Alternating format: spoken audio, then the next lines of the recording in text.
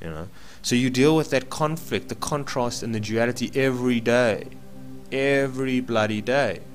And so there has to be the responsibility of that, hold on a minute, what am I going to give into? Am I going to give into the fact that this is all, you know, wrong, without a meaningful and plan and whatever it is, and it's a bad joke? Or am I going to stick to the belief and the possibility that there is something higher going on here, with a divine plan and purpose, right? It's tough, folks. It's tough. You got to grow up with this kind of stuff, you know. You got to grow up with it. It's real. Hi, folks. So, a bit of a promptu talk, this one. Simply just a few minutes ago, I was thinking about the psychedelic experience and why it is so jarring, and why it is sometimes can be so overwhelming and so life-changing. Okay? I mean, life-changing. If done, obviously, correctly, in the right setting, with the right intentions. And maybe even not, but with that in mind, but it can still just be as life-changing. And I was thinking about why, alright? And for one, I mean, it's pretty obvious, is that psychedelics take you to a place that is a world, if you will, a dimension, or a point of perspective that one is not generally accustomed to. A sort of height, if you will, metaphorically speaking, that is a lot higher, much higher, so to speak, than your general average waking consciousness. You know, your normality, let's call it your normal state, in a way, okay? And it doesn't just take you a little bit out of it, okay? It takes you a hell of a lot out of your so-called normal state. And I mean, obviously there's so much to be said here, but there's one or two points in particular that I wanted to make that I was thinking about, is that sometimes, or a lot of the time, or whenever, psychedelics can show you something that you might be searching for, you might be trying to understand, okay? For example, why is there evil in the world? Okay, why does evil exist, and why does the world seem so out of balance? And what could possibly be the purpose for that? You know, this is a big question, folks. This is not an easy one to sort of ponder about or think about, or, you know, even try and grasp at understanding. And so in your normal state, you might be considering this. It might be troubling you daily, all right? Just in your average day experience, like why does the world seem this way, so sort of upside down, in a sense? And what's this life about? And you know, you can ask these questions and whatever it is, and then you can take a psychedelic, and something can happen to you where perhaps you're shown a vision, if you will, okay? Or a vision, or an understanding, or an insight of some kind, but in a very real, direct experience. Like, there's almost, you completely raw at that moment. I'm saying, like, okay, for example, now that we're speaking about this, you know, in our general normal states, I mean, some of you might be at gym running on the treadmill listening to this, some of you might be commuting to work, you know, in your car or on the bus or the train or something like that. Some of you might be listening to this while you're cleaning your house, while you're going for a jog or walk outside, and you pretty much in your normal state. And so what I have to say now can seem, okay, thoughtful or insightful or possible, but it wouldn't be as real or as intense or as in your face, in a way, as if you were sort of, let's say, in a higher state of consciousness, okay, higher than usual, if you will. All right, and so this is what I was thinking, was that in the question, coming back, in the question of saying, well, why is there evil in the world? And you go into the psychedelic experience with that intention, or possibly, you know, as Terence McKenna would relate, you ask the mushroom, well, why is there such evil in the world? Let's say you're taking psilocybin or something, or other, okay? Or other, okay, let's just, we'll narrow it down to say to psilocybin mushrooms and say, and you ask the mushroom, why is there evil in the world? And then the next thing, what happens is this sort of, this imagery presents itself, okay? Where it presents itself, who knows? How it presents itself, I don't know, who knows? These are questions that we could discuss, for another discussions, and I bet everybody can have their own sort of take and insight on where do these perhaps visions or these these images come from, okay? And so let's say there's an image of a young boy, the age of 10 years old, okay, and he's being taken he lives in a tribe of people. This is sort of a long time ago, nomads or tribal people living in forest lands or something or other, without technology, etc., in a small tribe of, let's say, 150 people. And you see this young boy at the age of 10 years old being taken out by the elders of the tribe, these men, okay, not like physically, but being walked out of the safe environment, and away from his mother and father, and they take the child off into the mountains. And we're talking about like maybe a 2-3 day walk, okay, that they're walking with the child. And this is in the imagery. This is in your vision, if you want to call it. All right. And what you see is that these elders, okay, let's say these men, and possibly women as well, doesn't matter, take the child, this 10-year-old child, on a 3-day walk away from the village into some kind of forestry mountainous area, all right, away from the safety and comforts and familiarity of the tribe, all right. And they take this boy and they just drop him off somewhere in a little bit of a enclosed, like a cave type of thing, and they leave him there, okay, and they start making their way back, all right. And they say to the boy, you got to stay here for about a week, all right, and then you can make your way back to the tribe. Okay, and so you see this, and the elders leave the boy alone by himself, okay, and this is the reality for the young lad, if you will, and he has to now become an adult. In a way, he's making the transition from a child into becoming an adult. I don't know if it's 10 years old, folks. I don't know the dynamics. I don't know if it's 12, 13, 15 years old. I'm not sure, but it's just to give an example here. And he's left alone, all right? And he has to fend for himself.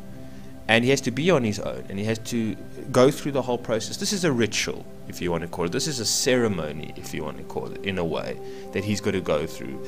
It's a transition in his life. It's a seasonal change in a way in his life, and he has to fend for himself, and now he's alone, okay. He has to feed himself, and he has to protect himself, and against the odds, all right, against the harsh environment or whatever it is, the unknown. And from the perspective of the child, you might say, well, it just seems extreme. It seems like child abuse in a way.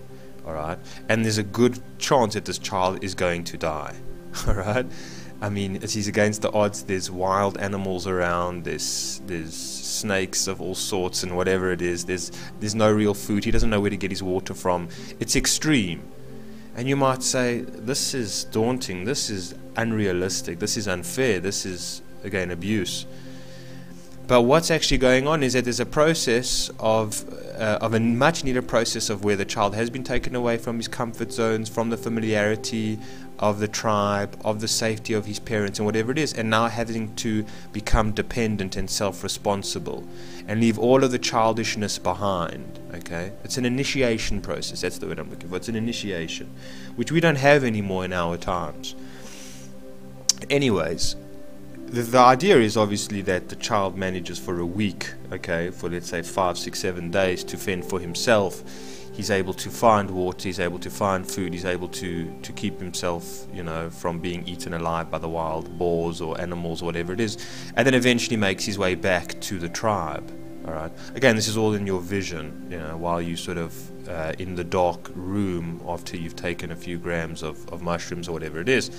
All right, this is what you're seeing, which is probably very close to truth, or things that did really happen, or events that really did take place and were very important and necessary events. Anyways, you see the child who now leaves, okay, the forest, the mountainous areas, and returns back to the village, and is born anew, is no longer a child anymore, but is now a man, okay, who is dependent, is independent, is responsible. You know, he's realized all of what this is about. I mean, we could go into all of this, you know, but he's left the child behind. He shed the snake skin, and now he's made the transformation into becoming an adult. I mean, you know, his life was at risk, and whatever it is, and he overcame it anyway. And so you see the child come back to the village and takes on a very important, significant, necessary role in the village.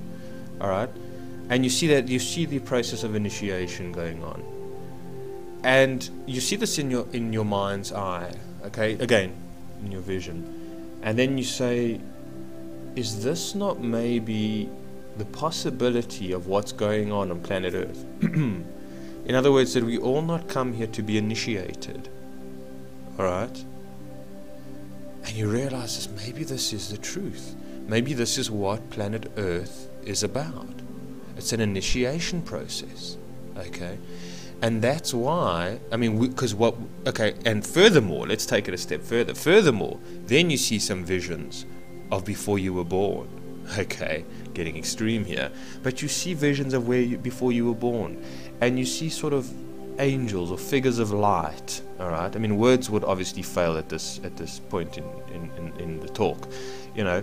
And you see these beings of light, and you see your own sort of spirit or soul being guided by these light figures, and you see yourself being, if you will, put into a body, or into, inseminated into the womb or something or other, into a physical womb, if you will. All right, and you see this in this process, and you realize that these beings of light are taking you away from your source, from the source, not your source, the source, from your home, if you want to call it, from your safety, from your environment where you were once very innocent and a child and very underdeveloped in a way. And so you see these elders, which are, again, just represent the figures of light here, and taking you away from that sort of Eden, if you will, and putting you into the primate body, okay? And then you see yourself being born, all right, and crying and screaming and shouting, and you actually have the proper visuals. Okay, this is also just as mind-blowing. So you actually see your mother in the hospital giving birth to you. And you see your father there by her side, or maybe not, or whatever it is, and you see the doctors, you see everything, and then you see yourself being born, okay, into this world. And you realize even further a deeper possibility that you are here on the process of initiation. And you realize at the same time, because you're putting the two together now. On the one hand, you saw the vision of the child having to fend for himself in regards to facing the elements of the harsh nature environment of the mountainous tropical, forestry areas, away from his, the kind of evils, if you want to call it, the kind of desperation, the kind of life-threatening environment or situation the child finds himself in, without food, without water, without clothing, whatever, without comfort, without security, in the unknown, all right?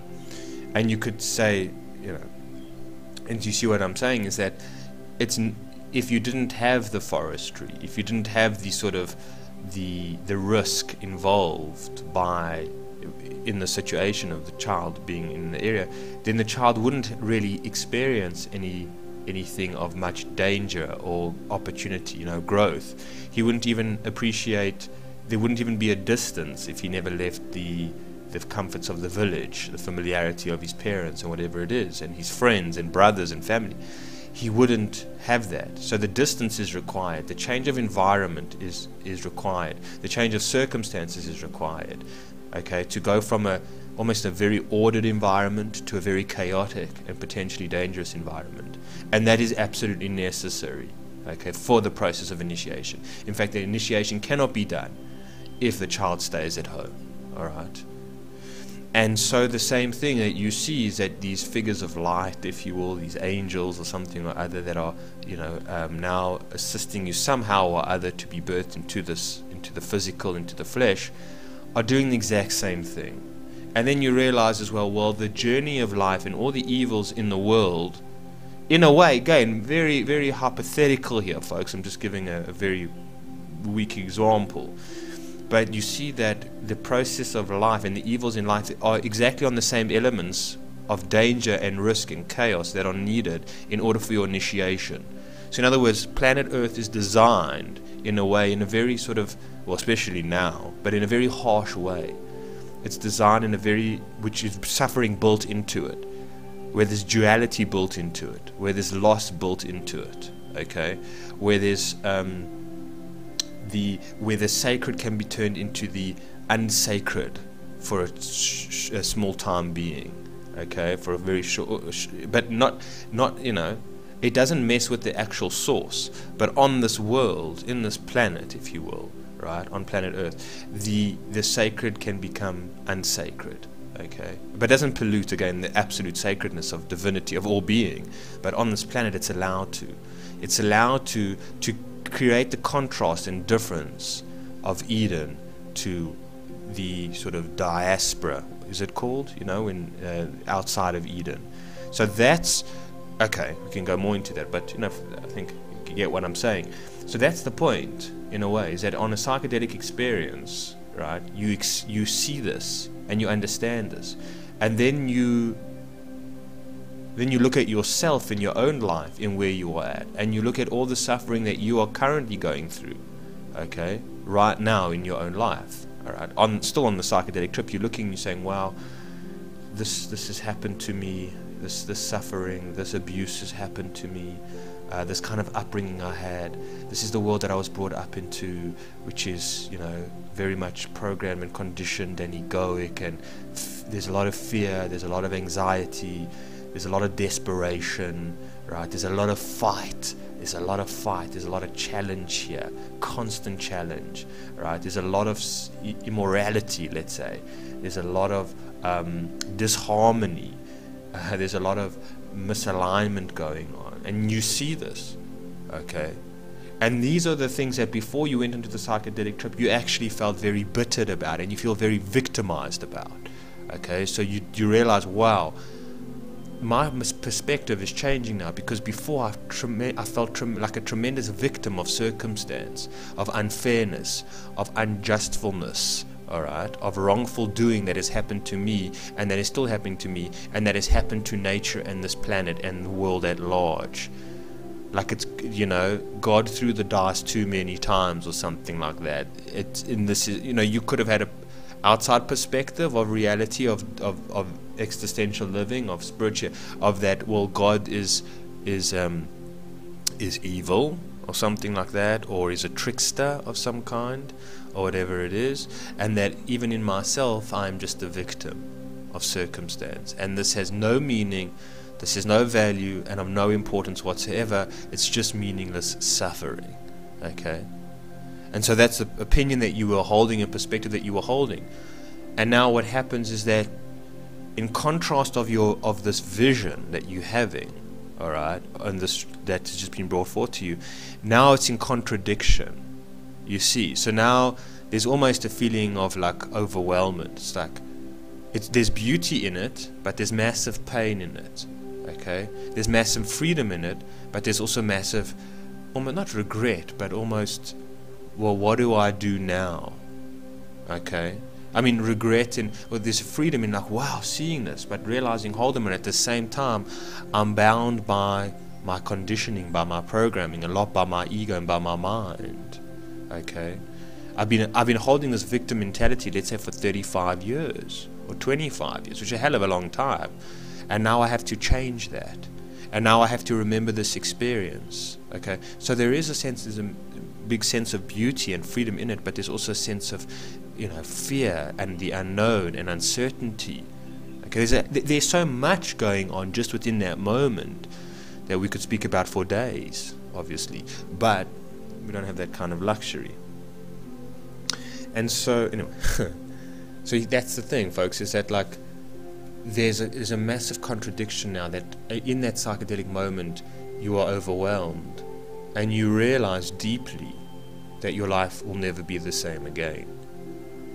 And that's where anxiety comes in, because that's what psychedelics do.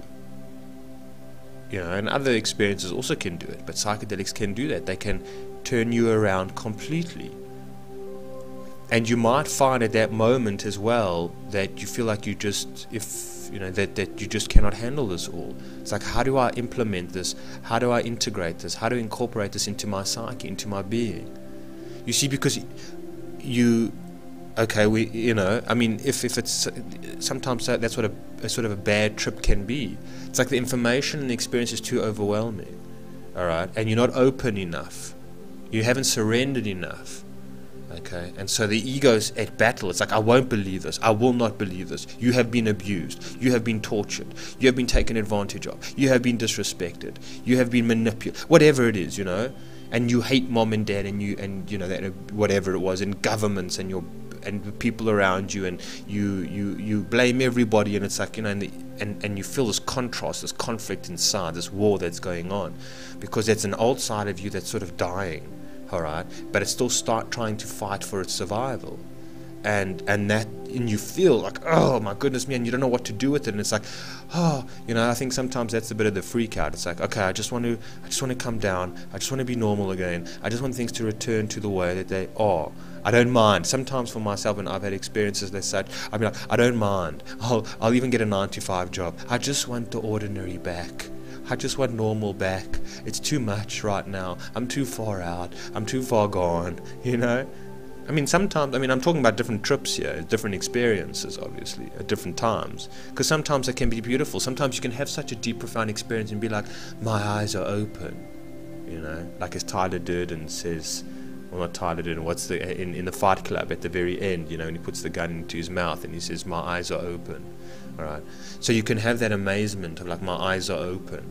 All right, and feel the beauty and the love and the promise and the potential full in, and the trust and the faith come back in, and you can feel glorious, and it's been like the best experience ever. Sometimes it can happen. Other times it can be so overwhelming. It can be like, how am I going to integrate this? How am I going to keep this? How am I going to understand this?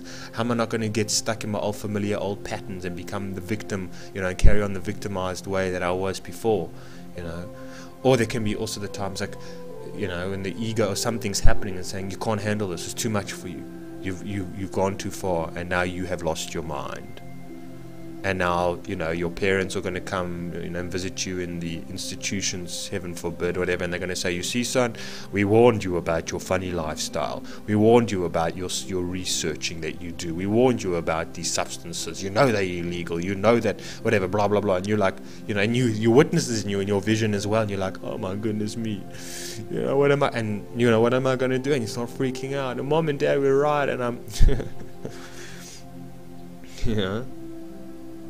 I'm saying many things here because I've had a bit of all of this, folks. I haven't taken that many, journeys into the psychedelic realms, but I've done enough in order for me to get this sort of feeling and experience from it. Okay. And so it's far out, folks, and that's what I'm saying, is that certain psychedelic experience will change your life around. Okay.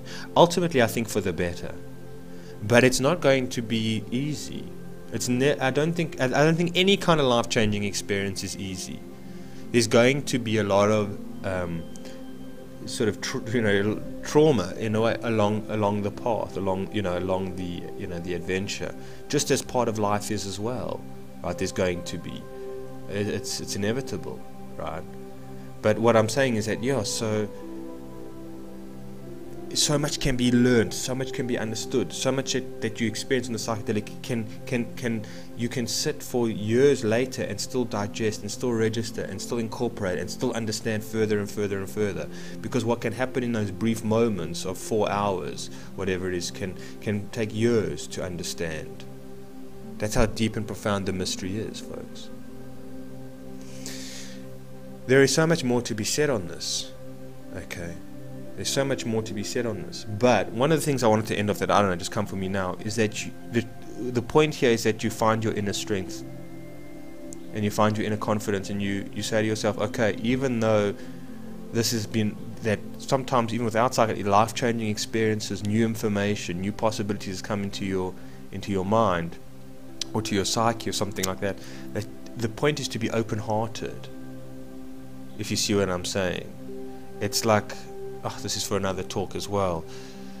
It's just to be open-hearted and to have the faith and to have the strength. Sometimes that your understanding of life and the possibilities of what we're here for and the meaning for it, you know, maybe only you understand it personally in your own way, and that's fine.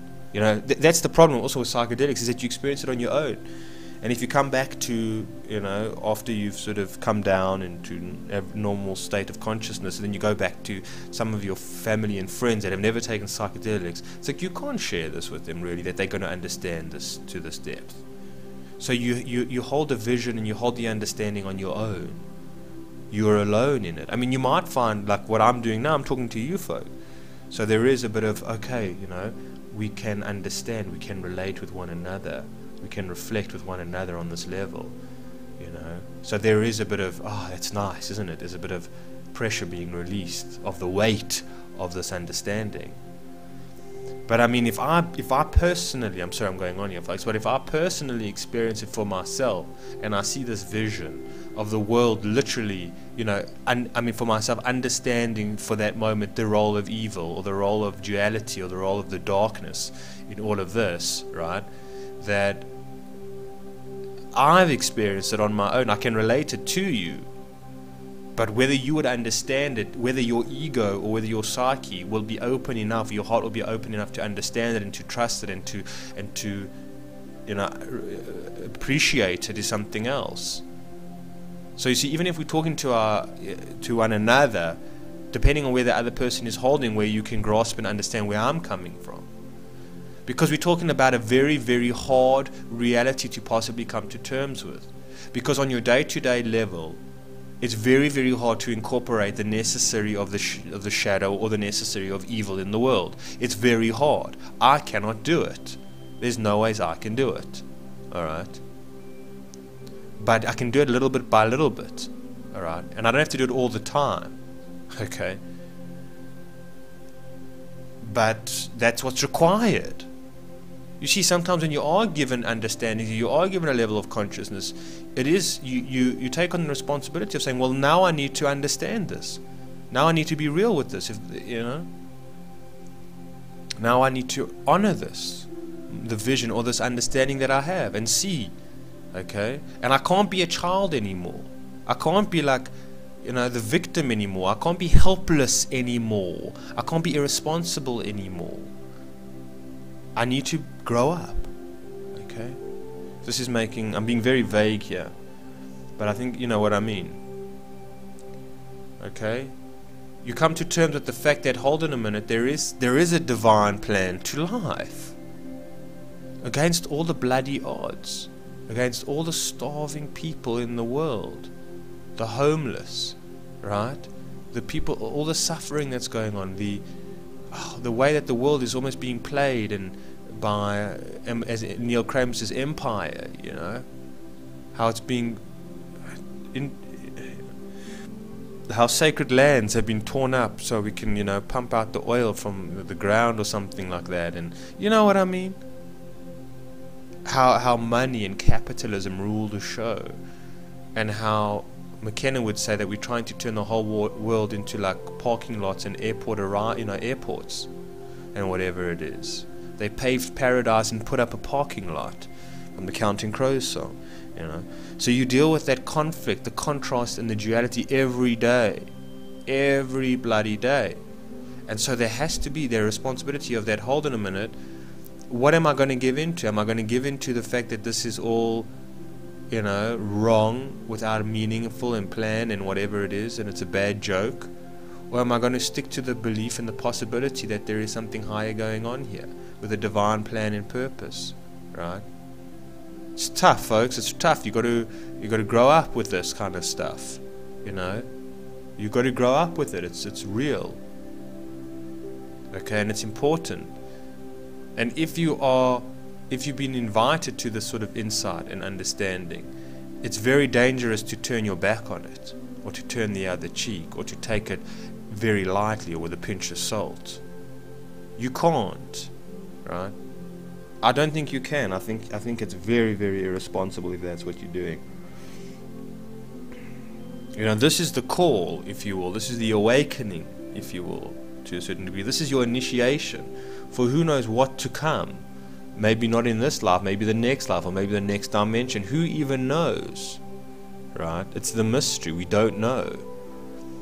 So it's not to be taken for granted. It's not to be taken lightly. And it's not to just be... It's so difficult is what I'm saying. I mean, I'm being a hypocrite. But just to give over, you know... I'm saying one shouldn't just give over to the hopelessness of things and the meaninglessness of things. You should fight for it. Fight for meaning, and fight for truth, and fight for authenticity, and fight for what's real, and what's beautiful, and what's loving, and what's source, you know, what's divine, and what's sacred. You should fight for it, right?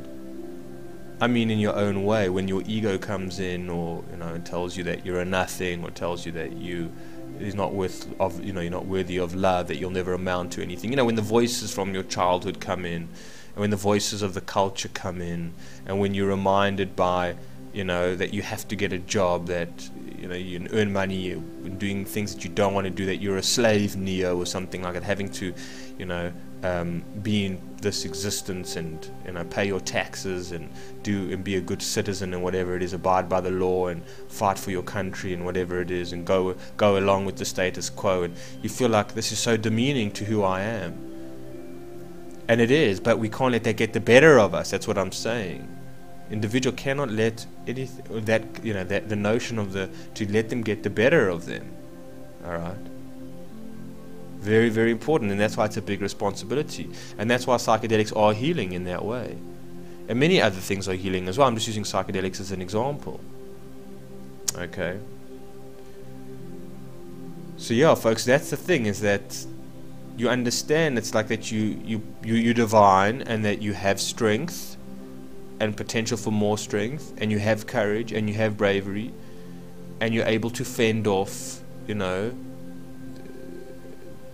the elements that would wish to consume you and take you down, and you're aware of that.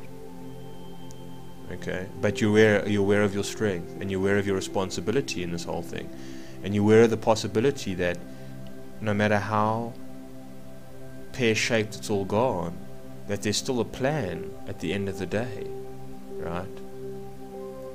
There is a divine plan, I'm saying. Alright, folks, it's been one of my longer talks. Probably lost most of my audience in the first 3 minutes. But what can you do? For those of you that have hung around to the end, right up to now, I really appreciate that, and you know, a round of applause. I mean, I must say, I don't think some of my talks are very easy, and also having to, keep up with me sometimes is something or other. Alright, folks, nevertheless, I hope that made a bit of sense, and I am wishing you well on your journey of self-discovery, of self-awareness, not just self-awareness, but inner and outer awareness, and that you are, you know, keeping in high spirits. Alright, folks, we'll chat soon. Take care.